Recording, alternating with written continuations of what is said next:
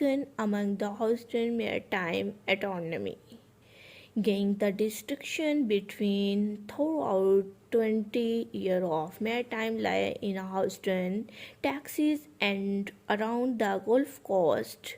Britain has argued maritime injury cases from both sides and has extensive experiences.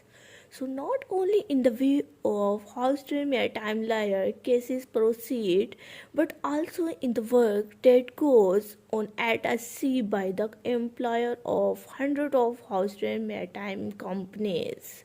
Here is a short list of the type of Austrian maritime injury cases he has handled in both Texas and elsewhere. Jacob Price accident, deck accident, tugboat accident, oil platform accident, bark accident, and commercially fishing accident.